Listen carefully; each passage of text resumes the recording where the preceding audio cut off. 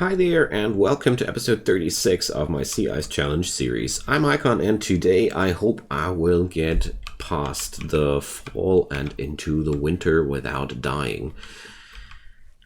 I grow more and more confident about the sustainability of our colony. We have established 2 new hydroponics banks in the last episode. We're going to be installing another one quite soon, and the last one will be installed here, so we will be then at our maximum capacity. I do create a few units of herbal medicine right now in advance because I feel like we could really use them, and in the meantime Lauren is creating a sniper rifle in her free time. Her crafting skill is through the roof by now, and we have processed most of our enemies in the time by now. So most graves are empty, which is something I haven't had in a long time, but since Lauren has a wonderful capability of dissecting people without growing too nuts about it, she's naturally nuts, so, well... Oh, we did a new sniper rifle here, so it's of good quality. The sniper rifles will be used later down the road against centipedes, because centipedes have a weak spot against sniper rifles, because the range of their weapons is per se not high enough to outrange a sniper rifle, and you can just outkite a centipede indefinitely long with a gun like that. Let's see how good it'll work in a icy environment like this, but it's still better than waiting for it and get whacked by it later, you know. Alright. So that was the last of them. That means that's gonna be the last prestige rope we're crafting for a while. But I've already decided that after this session here, we're going to swap over to cotton on the hydroponics because I have way beyond 1 grand of rice. So, one more harvest, but then we're going to be done with that topic. I've already created 80 survival meals as well out of the rice surplus we are creating, and now it's time to get into other products to gain money with, and I decided that cloth is way to go for me. This trains Lauren's crafting skills even further because she's very talented in that department, and this way Bishop and Ironhead are just running the colony. Ironhead and Lauren have turned into a couple last episode as well, so the morals have never been higher. Poor old Bishop though is growing lonely now. And that's why I also decided to bring in a 4th guy, or woman. Bishop doesn't care too much. He's taking it both ways.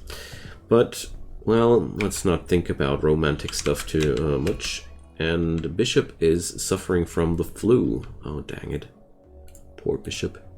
Luckily, Ironhead is a good doctor, too. And let's make sure that 70%. Perfect.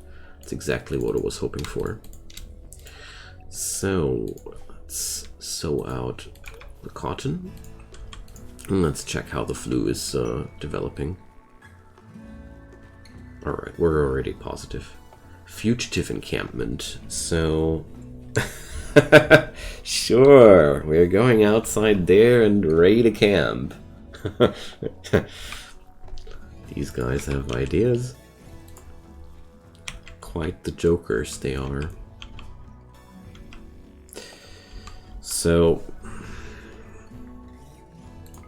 I'm going to give 1 dosage of industrial quality medicine because I want to make sure that we're not too close to the flu's percentage. I'm just worried that if we get attacked by somebody or something in the next few days, this might bite my back when I forget to do that at least once. Because now Bishop will be healthy enough to go for at least one fight without instantaneously succumbing to the disease. And even with 100%, his immunity gain is really not that beneficial for him. Well, blood filtration ain't bad on him, but sometimes colonists are just weaker than others. 47%. Now I'm scared.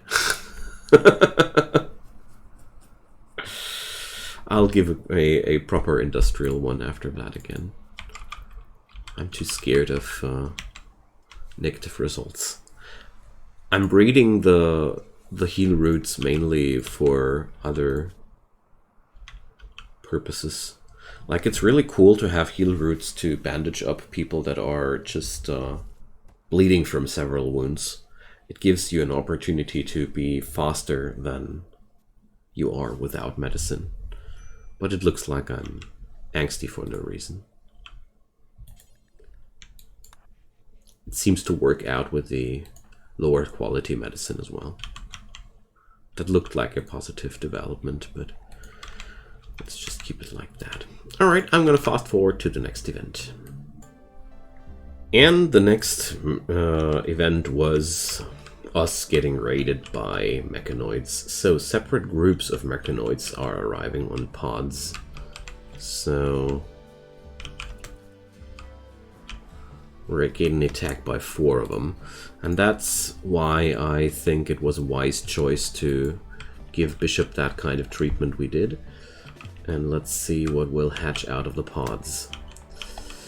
All right, I'll hold my people back for a sec because it's going to be very important. Scythers. Okay, with such an amount of Scythers against us, it's all Scythers even. Ooh, yeah. I definitely want to have. Oh, wait a sec. No, we're going to re-equip Bishop. EMP grenades, and we're already here. And that. Because EMP grenades are just so good against Scythers, it would be a shame not to use them. Alright, how much time do we have until they hit town? Hard to tell, but let's mark those steel select chunks before I forget them again. Okay, so I need to configure my EMP grenadier.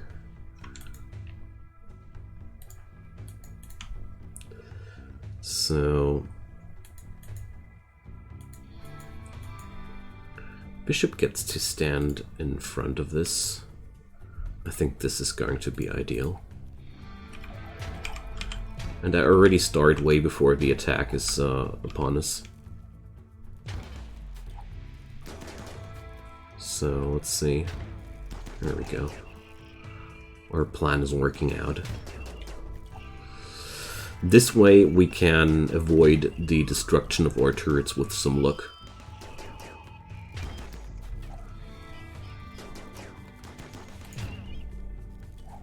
Yeah, well, those sandbags are not good for us.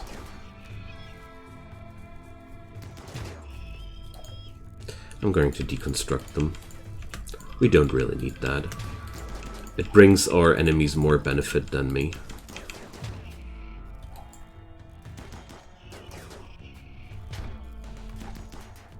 Now let's see, are they still... yeah, still counting as cover for their side. And I even destroyed my own turret now. What a shame. No, we're not gonna do that like that again. But at least the Mechanoids were not really a problem with this setup. That's why I value EMP grenades that much. They are just so valuable. It's insane how much you can do with them. And Lauren and Ironhead are going to marry. That's another piece of breaking news. So, but beyond that, Bishop is still pretty ill. And yeah. Quite happy though that we just dismantled these Mechanoids that well. Too bad that my plan with the sandbags was just that bad. Everything which gives my enemies cover is just bad. That's why I want to stop there as much as I can. Okay, so that was that. Let's wait out what happens next. And the first big cotton harvest is now in. So we yield 700 cloth per production cycle here, which is kind of crazy because that means we will be able to craft 7 prestige ropes per cycle. And this means we're not that much relying on raiders anymore for our money acquisition. Of course, clothing has a severe downside. It's no accepted currency with every faction, but at the same time, bulk goods traders, yes, are buying that stuff always, and it gives us a nice stockpile of money to work with. So now we're going to see a really good trade, I hope. So let's see, what can we sell off here? We're gaining something like 2,500 gold silver out of that. It's pretty big. So we can buy a substantial amount of steel with that again. And sadly not all the steel that we want, but well, you can't have everything, I guess. So let's see, 1 unit of steel is 280. So 12 steel cost me $28, $30-ish dollars. So buying components like that is not lucrative. Okay, I also need a beacon in the chem fuel storage. I just noticed that. Well, okay, these guys don't have enough money to buy everything from me, so we're going to buy as much plasteel as possible then. I mean, after all, these are the resources we need most desperately. I'll also buy a few units of medicine since we spent a couple. I'm gonna sell away that little bit of blue fur here. Well, I don't want to sell the plain leather just like that because it's hard to get by, hard to come by. So we're going to delay that a bit. Okay, let's do it like that. So we got now enough resources to do the next part of the ship engine. I love it. So how much gold do we need per advanced component? 3. So that means we have enough for 30, around 40 advanced components. Okay. Probably gonna need more of that in the future. But this was a pretty good start, I'd say. Now let's put some power over there as well. Wait a sec, where's the power conduit? There.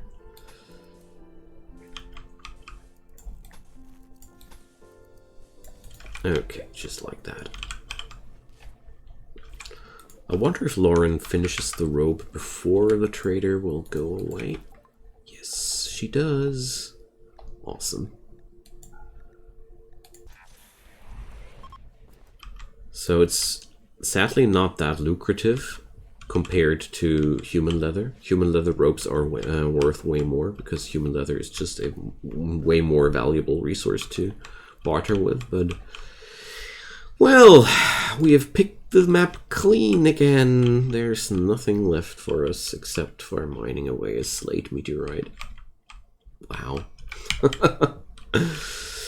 But I'm not unhappy at all. We're creating our last ship engine, and that means we have cracked away 2 things off the list. Not bad. Not bad at all. The big question remains, though, how will we get the AI core? And I think the answer will be to pick up as many people now as possible.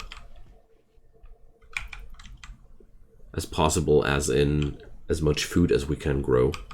Basically, the amount of food we can grow is the limit for our population here.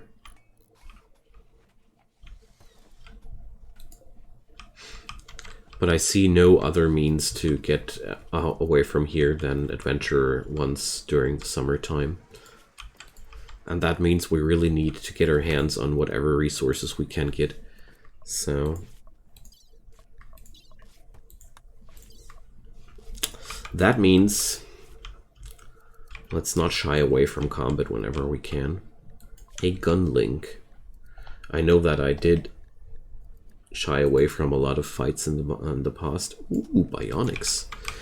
But yeah, well.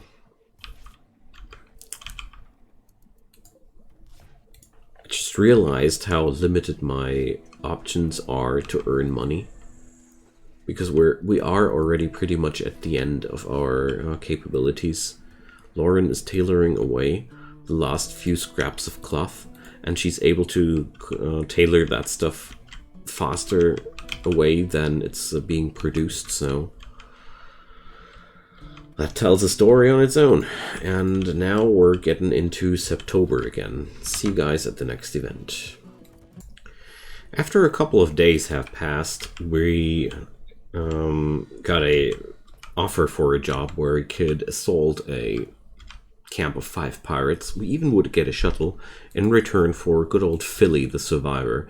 I checked out his profile and I was like, nope, I'm even going to give away that job completely. In the past few days, I decided that I would invest a couple of jade units more into a nice billiards table. So we have now billiards, poker, and TV in our little shack. And I'm feeling like these 3 are starting to grow accustomed to the life they are living. And overall, this has turned into a little settlement by the passing of the time. Of course, we still haven't made enough progress to get anywhere near the end. We still lack a lot of materials to get forward. I mean, right now I could build the ship's sensor cluster, but at the same time I feel like, yeah, well, I don't want to spend out all my steel at once. And with the next cotton harvest we will be producing even more of the prestige robes. There was literally nothing happening during the last few days. I just wanted to tune back in and talk about this silly quest before I ditched it away. And the new cotton harvest is upon us, and I felt like it's time to swap our productions. After thinking a while about it, I want to get back to Smokeleaf Production, because we are now growing this stuff faster than before, and I have now a workbench where I can support this stuff. So Vladlena, a pyromaniac cannibal. Almost, but with that passion profile and those traits, I don't want to give her a place in our ranks. So basically every person we're picking up now or getting tossed in front of us, I want to evaluate if it's worth to keep that person. And there comes the mech hive again. Let's see, this time they come as 3. So that's a squad where I don't want to have EMP grenades. Like, I always feel like with Mechanoids it's very, very important to adapt your gear according to the situation as good as you can. This one is a very, very uncomfortable fight because they cluster up crowd up quite hard. Maybe EMP grenades would have been quite good, but I really didn't want to. Alright, there we go. The first of them are already downed. Let's stun a couple. I mean, every stun is diverting attacks, after all. That's something we want. Oh, I forgot to equip a assault rifle, a charged rifle there. But there we go. These attacks are getting less and less frightening. We're losing less and less often turrets, and we're gaining more resources out of every combat. So progress is definitely noticeable. I'm going to build that sensor cluster because we are rich enough for that right now. So we're now getting closer and closer. I really like that. I get the feeling like we're really pushing towards the end. I mean, it's no really fast progress, but considering that this map doesn't yield anything to work with to begin with, like nothing at all, I feel quite brilliant about the progress we made. So let's not be too demanding, shall we? So with these production lines, we should be able to create products which are not only accepted by the bulk goods traders, but I invested pretty hard into bulk good trader material right now. The next products will be more open for every market, but we did have quite a low amount of customers lately. This year was extraordinarily lonely. We didn't even see a single trade caravan from our neighbors during the summer. Usually we have at least one trade caravan coming through, but this year, nothing. So, computer core, reactor, and that's that. We only need these two things. The reactor is just a dirty, rotten amount of material, and the computer core, well, AI core, and then of course the cryptosleep caskets.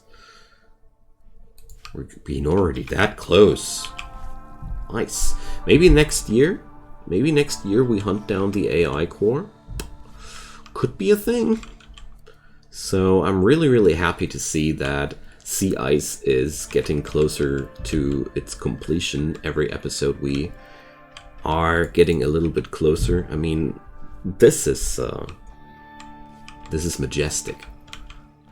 It doesn't look like it, but it is. All right, let's see.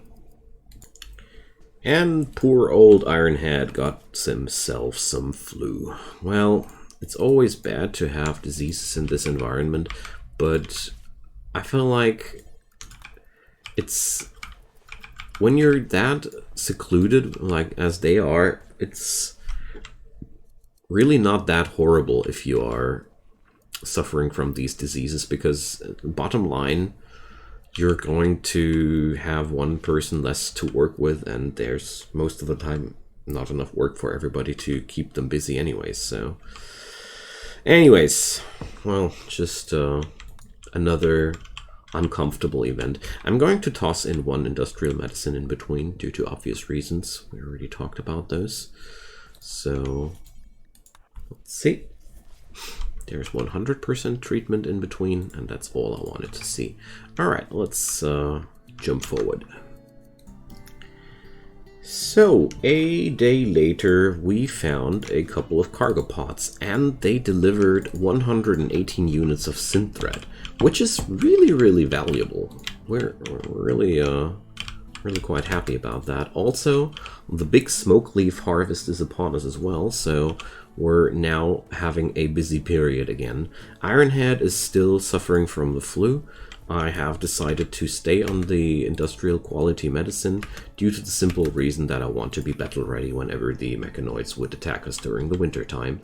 So at the drug bench, we're not crafting the reefers that slow anymore, so it's not that problematic to have a large amount of Smokeleaf leaves to process. So I definitely want to focus the synth thread as quick as possible, though, because, you know, that stuff is valuable. Don't want to have that rotting outside in the cold. Let's see, his treatment is needing tending now. Okay, Bishop. You know your job. Alright. So let's jump to the next event. And another few days later, exotic goods trader passed by. So let's see what convenient shipping is having in store for us. So first things first, it's no AI core among them. I'm always jittery now about this possibility. It's not exactly smart, but I really am afraid that I will be not able to buy that thing while I still need it. So the exotic goods trader is not really featuring any products which we really want to buy right now. They're not even selling medicine, which would be the most interesting thing for us to buy right now. But they are at least buying our products. Ironhead is almost well again. He's getting very close to the immunity peak. And I have hauled a quite big portion of the synth thread into our base. I also have assigned the production of a parka made out of synth thread. Or, well, I wanted to. Forgot to tune it on, because I felt like synth thread would be the ideal material to go for when we want to have a really good piece of clothing. So we're again taking part in the waiting game.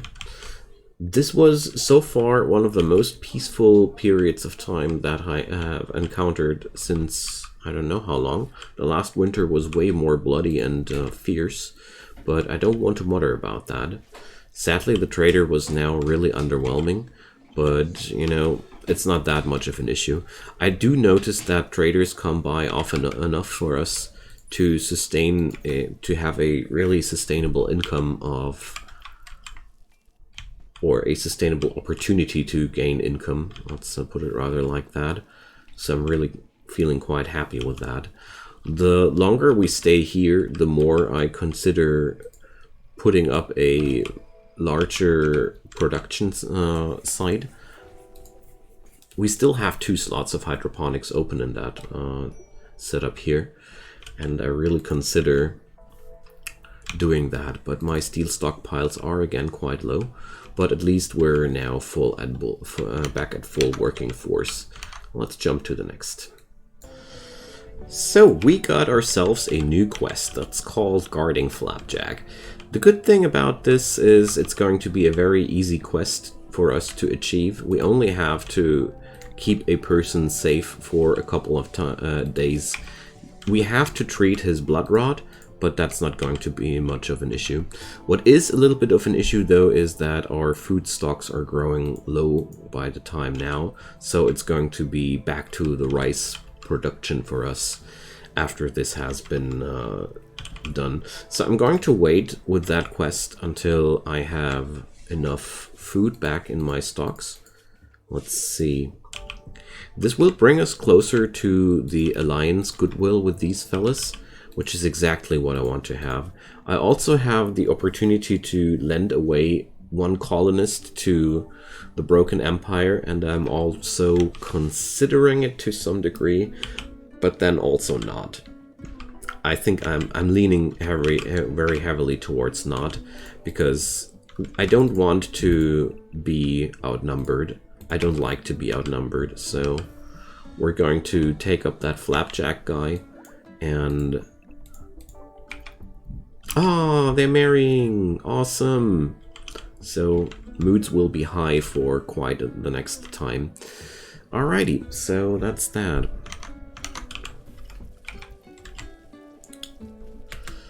Yo, dude. Harvesting this is very, very important. So is resowing. Alright, but we did make a really nice progress here. We did acquire a lot of money-bringing things, and we also weathered through most of the winter now, so I'm quite happy with that. The only thing I'm a little bit concerned about right now is the food, but we could just let Lauren grab a few bites of the other meat whenever she grows hungry to conserve food stocks for a little bit longer. So we're going to pick up that Flapjack person now for the goodwill. I was quite tempted to do it for the... oh, he's a prisoner. Whoopsie. Alright, I just forgot about that. Yeah. We're going to put up that thing here. And please, somebody capture him before he freezes to death.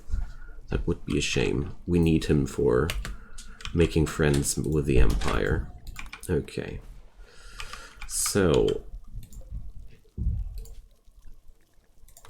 Bishop will be living here now too, and we get a little bit of a mechanoid threat again. Let's see, 4 attackers, and what's it going to be? The Scyther situation again. So just like the last time, we're going to bring up 1 person with EMPs. And this time I will be bringing the charge rifle too. And now let's wait until they're really up close. There we go. Because Lauren's insulation is still not beating the ice here, so I wanted to be very careful with that. Alright. So that's a lot of Lancers at once. Scythers, I mean. So this situation is bound to be very, very dangerous. So here we go. Alright. Alright. How the heck did that happen? I thought I turned off friendly fire here. So we're really in... this is really, really scary right now, honestly. We lost both turrets, but, well, I don't have enough steel to rebuild them either. So let's fall back a bit. Bishop can still stun these guys. Alright. Oh well, let's drop a little stun in between to give Lauren some breathing room. Okay, so that was a lot worse than the last time, but we made it nevertheless. So Ironhead is going to tend to Lauren, that's okay. The only thing I'm really concerned about is that we're now completely out of steel to replace those turrets. But anyways, that was today's episode. Thank you guys so much for watching. I hope you had a pleasant stay. And drop me a comment down below. I'm really, really happy to hear from you. We did make quite some progress this episode, almost half a year. And of course, leave a thumbs up to make that series more visible to everybody out there. And if you like my kind of work, check out my channel, leave a subscription. I do daily videos, so if you turn on those notifications, you won't miss any future releases. Also in the description below, you'll find my social media and my Twitch account, where I also do daily streams. So if you want to get in touch, I'd be glad about it. And last but not least, you'll also find the informations for financial support. If you would donate some dollars, I would be more than happy if you did, because your help goes a long time and enables me to do more free content for everybody. So I guess everybody profits from that. But most importantly, have a good time, and thanks for spending your time with my videos. See you guys next time. Bye-bye.